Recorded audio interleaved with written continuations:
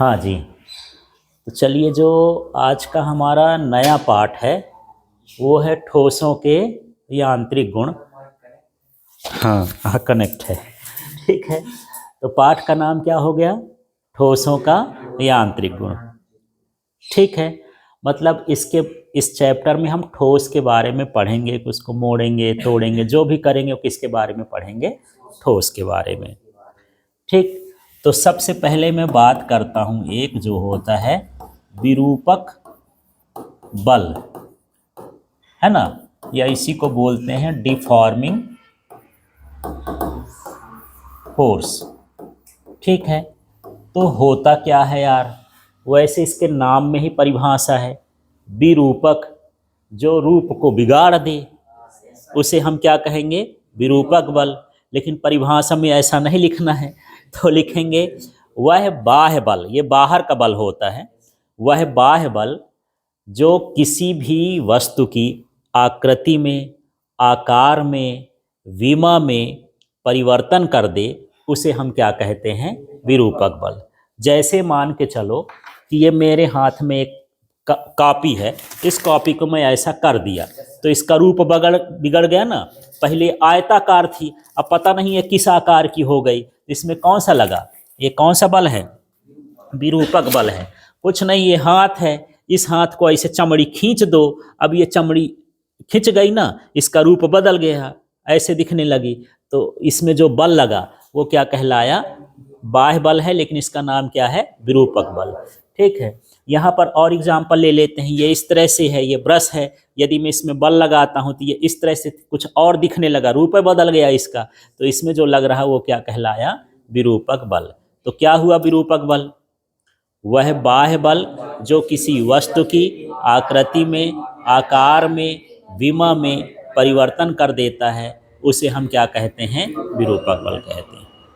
ठीक है, तो विरूपक बल समझ में आ गया। अब हम बात करते हैं यहीं पर, एक होता है प्रत्यानयन बल। ठीक, इसको बोलते हैं रिस्टोरिंग फोर्स। ठीक है, तो इसमें अंग्रेजी में अर्थ निकालो यार। रिस्टोर करना का मतलब होता है पुनः किसी चीज को वापस लाना, है ना। तो ये होता है आंतरिक बल। तो ये वह है आंतरिक बल जो आकार में परिवर्तन हुआ हो, आकृति में परिवर्तन हुआ हो, विमा में परिवर्तन हुआ हो, उसको क्या ले आए? वापस ले आए। तो उसे हम क्या बोलेंगे? प्रत्यानयन बल। जैसे समझना इसको, यदि मैं इसको इस तरह से खिसका रहा हूं ऐसे, ये कौन सा बल लगा? विरूपक बल। इसका रूप बदला और मैं लगा रहा हूं तो ये बाह्य बल हुआ। यदि मैं इसको छोड़ा तो धीरे धीरे वही का वही हो गया। अब इसमें कौन बल लगाया यार? अंदर बल लगा ना इनके अणुओं के बीच, कोई इसको सीधा तो नहीं किया, तो क्या लगा? ये आंतरिक बल। और ये पुनः वापस ले आया इसको पुरानी स्थिति में, तो हम इसको क्या बोलेंगे? ये कौन सा बल हो गया? प्रत्यानयन बल। तो देख लो यहाँ भी, यदि मैं इस चमड़ी को खींचता हूं तो ये कौन सा बल लगा? छोड़ दिया, वापस आ गया, वैसे को वैसे बराबर हो गई, ये क्या हो गया? इसमें प्रत्यानयन बल। तो जो प्रत्यानयन बल होता है, यह किसी भी वस्तु के आकृति का, आकार का और विमा में परिवर्तन होता है तो उसे वापस ले आता है। ठीक है, उसे हम क्या कहते हैं? प्रत्यानयन बल। ठीक, और भी एग्जाम्पल ले लेते हैं। यहाँ पर मेरे हाथ में एक रिफिल है, इसको निकाल ही लेता हूँ यार, ये निकल गई रिफिल। ठीक है, अब ये सीधी है ना, एक रेखा है, यदि मैं इसको ऐसे कर दिया तो ये कौन सा बल लग रहा है? अब ये फिर सीधी हो गई, कौन इसको लाया? प्रत्यानयन बल। तो समझ में आ गया। तो विरूपक बल वो होता है जो किसी वस्तु के आकार, आकृति और विमा में परिवर्तन कर देता है। और प्रत्यानयन बल वो होता है कि यदि हम विरूपक बल हटा लें तो उसके आकार में, आकृति में, विमा में जो परिवर्तन होता है उसको पुनः वापस ले आता है। उसे क्या कहते हैं? प्रत्यानयन बल। अब इसमें किस बल का मान ज़्यादा है यार, और किस बल का मान क्या है? कम है।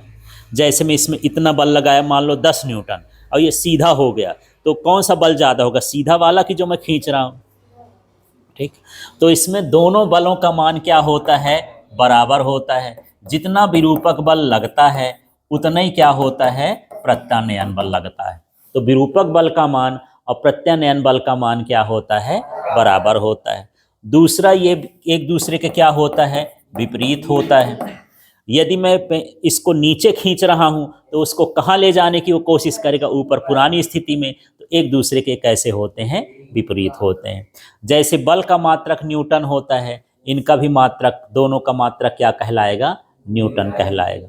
जैसे बल का विमीय सूत्र जो होता है, मानिए इनका मात्रक की बात करें तो इनका मात्रक क्या हो जाएगा, न्यूटन। यदि विमीय सूत्र की बात करें तो क्या हो जाएगा, mlt-2।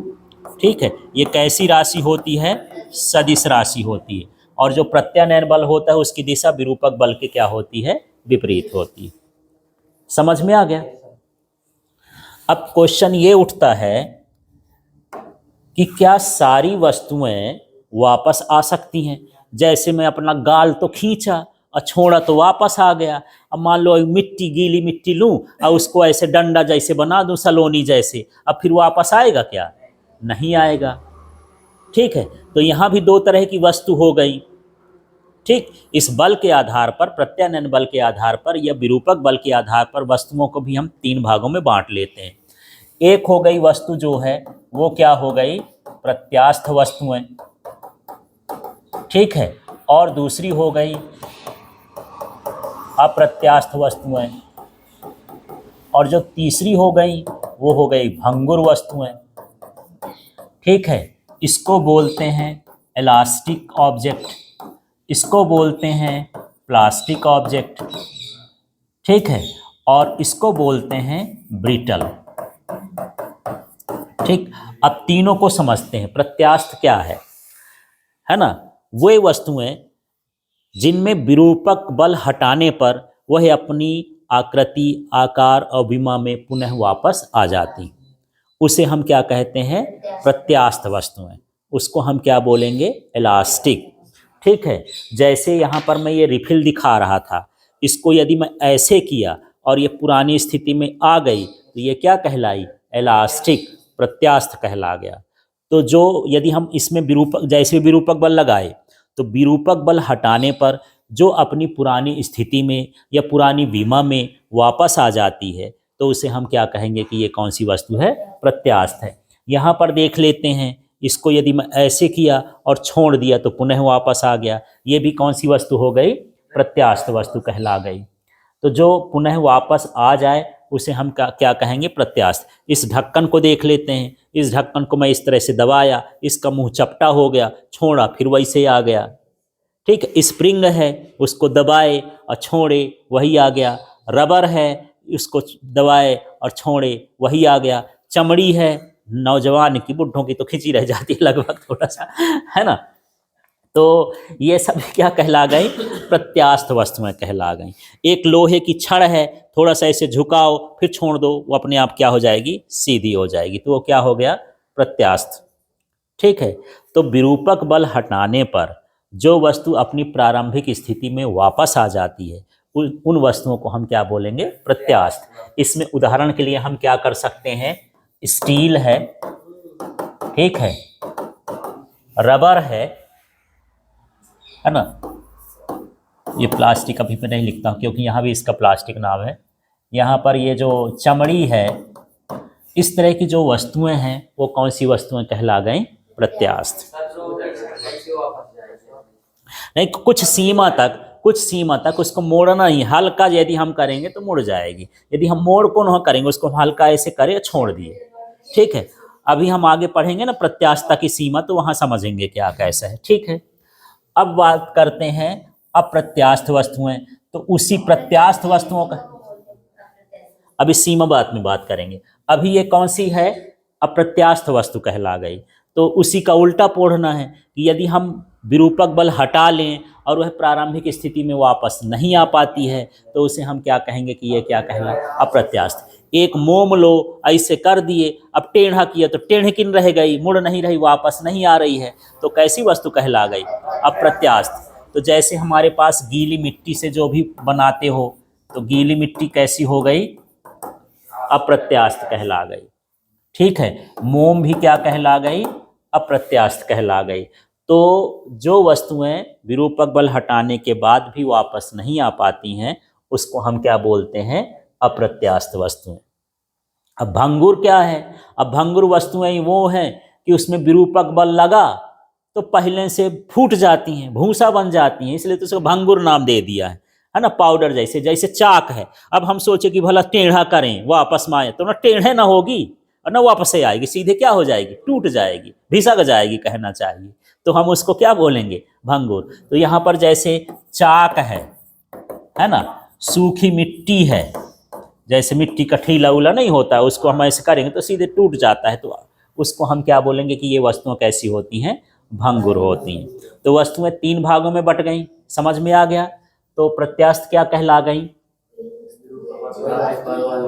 हाँ विरूप हाँ विरूपक बल हटाने पर, विरूपक बल लगाने पर नहीं, विरूपक बल हटाने पर प्रारंभिक स्थिति में वापस आ जाती। और ये क्या कहलाया, अप्रत्यास्थ, विरूपक बल हटाने पर प्रारंभिक स्थिति में वापस नहीं आ पाती। ठीक, और भंगुर क्या है, विरूपक बल लगाने पर बिखर जाती हैं, टूट जाती हैं, उसे हम क्या कहते हैं, ब्रिटल वस्तुएं कहते हैं। ठीक है। अब कभी कभी एग्जाम में ऐसा आता है कि ये हिंदी में न लिखा कि प्रत्यास्थ अप्रत्यास्थ में अंतर लिख दिया इलास्टिक और प्लास्टिक में अंतर लिखो, तो ऐसे नहीं लिख देना कि वो जो पन्नी जैसे रहता बाल्टी उसको हम प्लास्टिक कहते हैं और जो खींचता है उसको हम क्या कहते हैं, इलास्टिक। ऐसा नहीं, आपको यहाँ पर इसके हिसाब से परिभाषा देना है। ठीक है, यदि आपका अंतर आ जाए, अगला अंतर यहाँ पर देख लेते हैं। यहाँ पर क्या हो गया, प्रत्यास्थ वस्तुएं, ठीक है, और दूसरा क्या कहलाया, अप्रत्यास्थ वस्तुएं।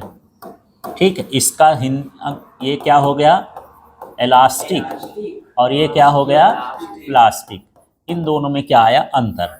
अंग्रेजी में दोनों माने दोनों तरह का क्वेश्चन बना के दे देता है, प्रत्यास्थ वस्तुएं और अप्रत्यास्थ वस्तुओं में अंतर लिखो, या फिर इसी को लिख दिया इलास्टिक, हिंदी में लिख देगा इलास्टिक और प्लास्टिक में क्या लिखो, अंतर। तो इसमें क्या लिखोगे, पहला परिभाषा लिख दोगे कि विरूपक बल हटाने पर ये वस्तुएं अपनी प्रारंभिक स्थिति में वापस आ जाती हैं, और इसमें विरूपक बल हटाने पर ये वस्तुएं प्रारंभिक स्थिति में वापस नहीं आती हैं। उदाहरण लिख देंगे कि इसका उदाहरण जो होता है जैसे रबर है, स्टील है ना, चमड़ी है, ये सब क्या कहलाया, प्रत्यास्थ।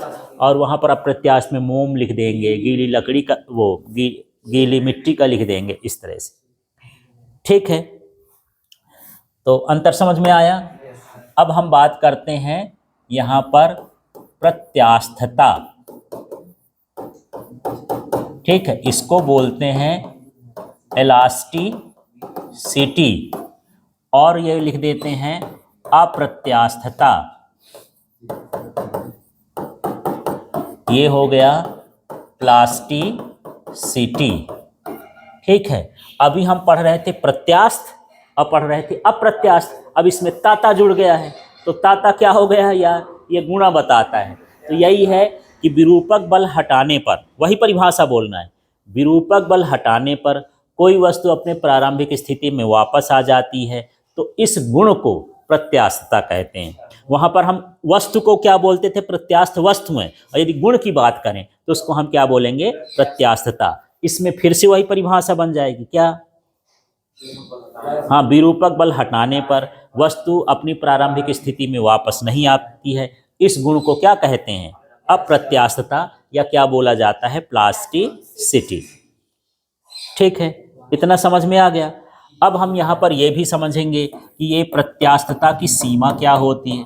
प्रत्यास्थता की सीमा, इसको बोलते हैं लिमिट ऑफ इलास्टिसिटी। ठीक है, अब ऐसा थोड़ी ना है कि जितना खींचेंगे और जितना दबा देंगे हर वस्तु वापस आ जाएगी। जैसे मान के चलो ये मेरे पास कागज है, अब इसको मैं ऐसे मोड़ा तो ये छोड़ दिया, ये वापस आ गया। अब मैं इसको ऐसा दबा के मोड़ दूं, अब वापस नहीं है, मान इसकी सीमा क्या हो गई, खत्म हो गई। जैसे मैं बोला कि चमड़ी को तो खींच सकते हो, ये वापस आ गया। अब इतना नहीं खींचना है कि ये बाहर निकल आए, तो कैसा वापस आ जाएगा, माने आपने सीमा से बाहर काम कर दिया। ठीक है, तो जितना वह विरूपक बल या सह सकता है, जितनी सीमा तक, वह उसका क्या कहलाता है, प्रत्यास्थता की सीमा। या फिर बल का वह मान जिसके अंतर्गत किसी वस्तु में प्रत्यास्थता का गुण बना रहता है। बल का वह मान जिसके अंतर्गत, विरूपक बल का वह मान जिसके अंतर्गत प्रत्यास्थता की सीमा बनी रहे, वो प्रत्यास्थता का गुण बना रहता है, उसे हम क्या कहते हैं, प्रत्यास्थता की सीमा। अब इसको समझो, इसमें 1 न्यूटन का बल लगाया, छोड़ दिया, वापस आ गई, माने ये अभी प्रत्यास्थता की सीमा में है। फिर इसके बाद और लगाया 10 न्यूटन का, 15 न्यूटन का, 20 न्यूटन का, 30 न्यूटन का, चौथा न्यूटन का, ऐसे करके मैं बहुत सारा ऐसे लगा दिया, इसको ऐसे ना लगा दिया, कैसे मोड़ दिया, अब ये वापस नहीं आ रही है, ऐसे रह गई, तो ये अब हम सीमा से क्या हो गए, पार हो गए। तो उतनी सीमा तक लगाना है जितना तक हम इसमें ये वापस आ जाए, तो उसको हम बोलेंगे प्रत्यास्थता की सीमा। ठीक है, मान लो इसमें मैं 10 न्यूटन, 20 न्यूटन, 30 न्यूटन का बल लगाते जा रहा था, ये वापस आ रही थी। अब मैं सोचा कि 200 न्यूटन बल लगाया, तो 200 न्यूटन तक का तो ठीक था, 200 न्यूटन तक लगाने के बाद छोड़ा तो ये वापस आ गई, और जैसे 201 किया, ये वहीं की वहीं मुड़ी की मुड़ी रह गई। तो इसकी प्रत्यास्थता की सीमा क्या कहला गई, 200 न्यूटन। तो ये जितने बल को सह सकता है विरूपक बल का मान। तो विरूपक बल का वह अधिकतम मान जिसके अंतर्गत कोई वस्तु अपनी प्रारंभिक स्थिति में वापस आ सकती है, उसे हम क्या कहते हैं, प्रत्यास्थता की सीमा। समझ में आया ये? ठीक है।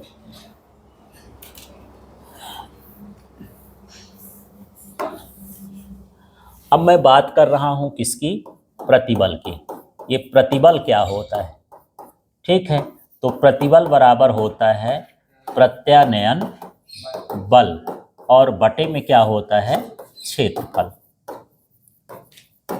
ठीक है, हाँ, किसी वस्तु के, और बटे माने एकांक होता है, तो किसी वस्तु के एकांक क्षेत्रफल पर लगने वाले प्रत्यानयन बल को प्रतिबल कहते हैं। सीधी परिभाषा है। हाँ बोलो तो, किसी वस्तु के, फिर इसको बोलो एकांक, फिर इसको बोलो क्षेत्रफल पर लगने वाले प्रत्यानयन बल को, हाँ हाँ। अब यहाँ पर ये समझो, इतना बड़ा शरीर है, लेकिन यहाँ पर ये लगा रहा हूँ, तो जितने क्षेत्रफल में ये बल लग रहा होगा एकांक क्षेत्रफल पर, उसको हम क्या बोलेंगे कि ये प्रतिबल हो गया। ठीक है, जैसे मैं ये खींचा तो ये विरूपक बल है, अब इसको वापस लाएगा, तो जितने में चमड़ी खींची है वो उतने का क्षेत्रफल मान लो, उस क्षेत्रफल में इसको वापस लाने के लिए प्रत्यानयन बल काम करेगा। तो जितने क्षेत्रफल में प्रत्यानयन बल काम करता है वो उसका क्या कहलाता है, क्या, प्रतिबल कहला गया। ठीक है, तो क्या बनाओगे परिभाषा, क्या, प्रत्यानयन बल को क्या कहते हैं, प्रतिबल। ठीक है, अब यदि हम इसमें सोचें कि इसका यार मात्रक क्या होगा, तो बताओ, मात्रक इसी से निकालना है। हाँ, बल का मात्रक न्यूटन, तो यह न्यूटन हो गया, और क्षेत्रफल का मात्रक मीटर स्क्वायर, तो इसका हो जाएगा न्यूटन मीटर स्क्वायर। ठीक, मात्रक तो इसी से निकल आता है। इसके बाद मैं इसके विभीज सूत्र की बात करूं, तो बल का विभीज सूत्र MLT-2, और क्षेत्रफल का क्या होता है, L2, है ना। अब यहाँ से इसको काटोगे तो एक ठो L कट जाएगा, तो बराबर क्या आएगा, M, L ऊपर जाएगा तो -1 T-2, ये इसका क्या कहलाया, विभीज सूत्र कहला गया। और ये जो राशि होती है, ये कैसी राशि होती है, अदिश राशि होती है। यदि मैं इसके प्रकार की बात करूं, तो यहाँ पर ये 2 प्रकार का होता है। एक होता है अभिलंब प्रतिबल। ठीक है, जब हम किसी वस्तु के या क्षेत्रफल के लंबवत खींचते हैं, तो हम उसको क्या बोलेंगे कि ये हो गया अभिलंबवत। जैसे ये रिफिल है, अब इस रिफिल में मैं यहाँ पर कुछ बांधो दूँ, ठीक, मान लो ये रिफिल जो है 10 सेंटीमीटर की, कितने की है, 10 सेंटीमीटर। अब ये धागा बांध के मैं पहले 1 किलोग्राम इसमें लटका दूं, तो थोड़ा बढ़ जाएगी। मान लो 10 थी तो 10.1 हो गई, तो ये लंबाई में बढ़ रही है ना।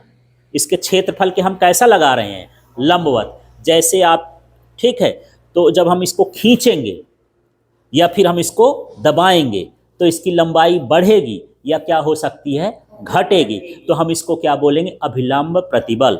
तो जब कोई प्रत्यानयन बल क्षेत्रफल के क्या लगता है, लंबवत, तो हम उसको क्या बोलेंगे, अभिलंब प्रतिबल। तो ऐसा समझ लो कि यदि आपके पास इस तरह का कोई धागा है, अब इस धागे को यहाँ ऊपर से बांध दिए हो, मान लो ये रबर ही है, अब रबर में यहाँ पर कुछ लटका दिए हो, ठीक है, तो रबर खींच करके नीचे जाएगी, माने कैसा इसमें बल लग रहा है, क्षेत्रफल के लंबवत, ये क्षेत्रफल कहलाएगा ये वाला। अब हम इधर खींच रहे हैं तो दोनों के बीच का कोण कितना हुआ, 90, है ना। तो जब क्षेत्रफल के लंबवत प्रत्यानयन बल लगता है, प्रतिबल लगता है, तो उसे हम क्या कहते हैं कि ये अभिलंब प्रतिबल है।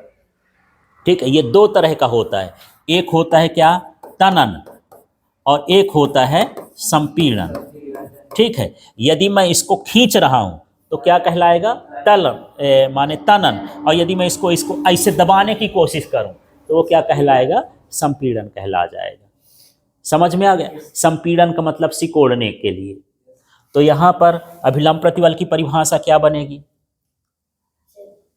जब प्रतिबल किसी क्षेत्रफल के लंबवत कार्य करता है तो उसे हम क्या कहते हैं, अभिलंब प्रतिबल। ये कितने प्रकार का होता है, दो, कौन कौन से, तनन और संपीड़न। जब अभिलंब प्रतिबल के कारण कोई वस्तु खिंचती है, बढ़ती है, तो वो क्या कहलाया, तनन, और जब वो सिकुड़ती है, उसकी लंबाई घटती है, तो क्या कहलाया, संपीड़न।